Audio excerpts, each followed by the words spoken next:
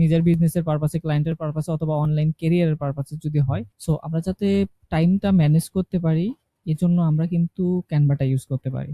আর ক্যানভাটা একেবারে ওভাররেটেড অনেকে করে ফেলে, আবার অনেকে আন্ডাররেটেড করে ফেলে। বাট আমি যেটা মনে করি যে প্রোডাক্টিভিটির জন্য যদি আপনার খুব বেশি প্রফেশনাল প্রয়োজন না হয় অথবা মোটামুটি লেভেলের কাজ প্রয়োজন হয়, তাহলে ক্যানভাটা আপনি ইউজ করতে পারেন খুব সহজে।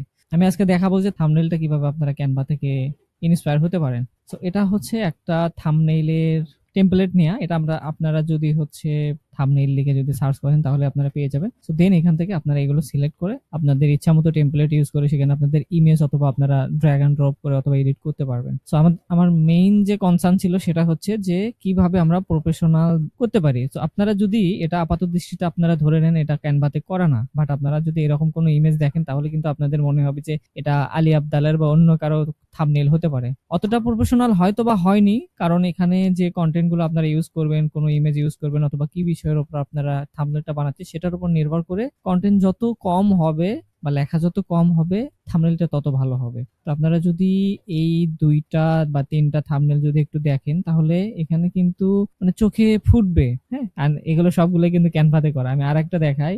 এটা হচ্ছে আমাদের একটা র ইমেজ, অর্থাৎ এই ইমেজটা শুধু ফোন দিয়ে তুলে আমাকে পাঠানো হয়েছে যে এটা যাতে আমি একটা ইউটিউব শর্টের জন্য থাম্বনেল বানাই দিই। সো এটা আমি এখানে নেওয়ার পর কিছু কালার কারেকশন করলাম, এখান থেকে অ্যাডজাস্টে আপনারা গেলে হয়তো বা দেখতে পারবেন কালার কারেকশন করলাম।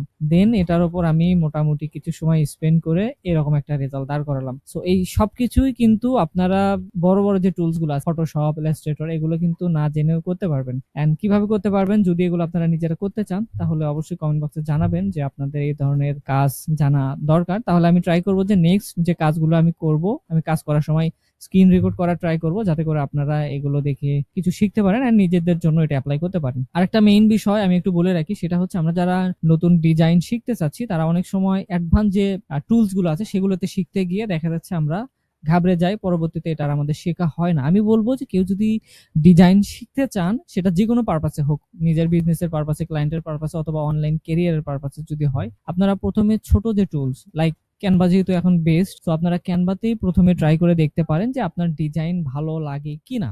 আপনি প্রথমে ক্যানভার সমস্ত টুলস নিয়ে কাজ করবেন, সমস্ত ধরনের যে ডিজাইন আছে সবকিছু নিয়ে কাজ করবেন। কাজ করার পর আপনার ডিজাইন থিঙ্কিং, দেন হচ্ছে কালার সেন্স সবকিছু যখন আয়ত্তে চলে আসবে, এটার অ্যাডভান্স লেভেলে যখন কাজ করবেন তখন আপনি এটার জন্য অ্যাডোব ফটোশপ অথবা ইলাস্ট্রেটরে যাবেন। সো যারা নতুন শুরু করতে চাচ্ছেন তারা ক্যানভা শুরু করতে পারেন।